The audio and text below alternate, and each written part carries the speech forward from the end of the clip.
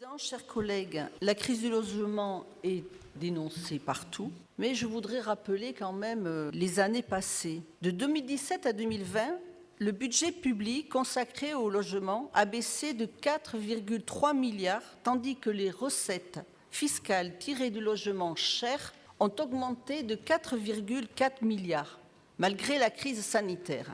Ces recettes auraient dû être redistribuées et servir à la résolution de la crise et aussi apporter dans notre département des Pyrénées-Atlantiques. Pour mémoire, en France, où le système est très centralisé, la construction de logements sociaux repose dans les plans de financement pour environ 13% sur les fonds propres des bailleurs sociaux. La réduction de ces fonds propres imposés par l'État impacte la capacité de l'Office 64, et ça a été dit, à financer l'investissement dans la construction.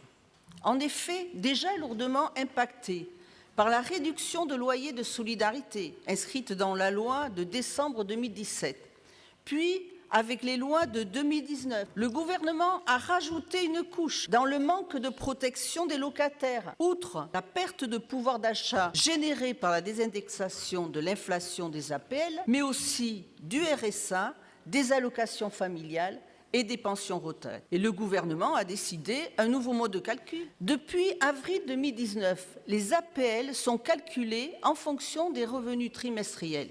Une mesure qui a permis à l'État d'économiser 900 millions d'euros en 2019 et 1,3 milliard en 2020. Et une mesure qui a désolvabilisé un certain nombre de locataires très modestes. Et l'Office 64, comme les autres bailleurs sociaux du département et de la France, se retrouve aujourd'hui déstabilisé par la hausse exponentielle du livret A. Vous l'avez bien sûr entendu ici et là.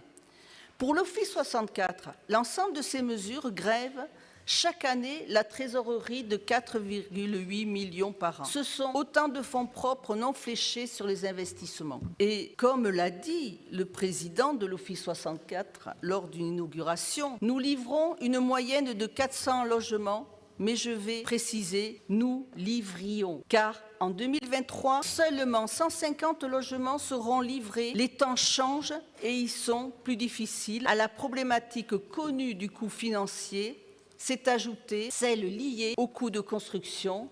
L'inflation a impacté le coût des matériaux. Le coût est passé de 2 250 à 2 850 € le mètre carré.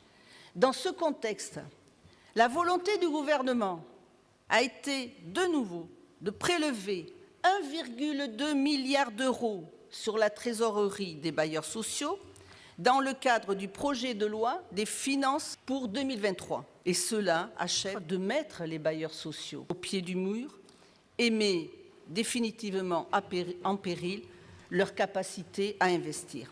Donc, l'Office 64 se retourne vers le département pour une souscription de titres participatifs. Et tout cela, c'est pour suppléer le désengagement de l'État. C'est primordial, ce soutien de l'Office 64 bailleur social public. Et à la lecture du projet de délibération, c'est pour soutenir l'investissement de 150 logements sociaux et 150 logements en accession sociale, le bail réel solidaire, mais c'est aussi pour renforcer les fonds propres de l'Office 64. La période est grave. En outre, les gouvernements n'ont cessé d'inventer de nouvelles niches fiscales pour les propriétaires bailleurs privés. Elles pèsent 2 milliards d'euros dans le budget de la nation et ne profitent qu'aux 10% les plus riches. L'abandon du logement social et les politiques fiscales centrées sur la croyance absolue dans le marché privé pour gérer la question du logement ont changé ces dernières décennies.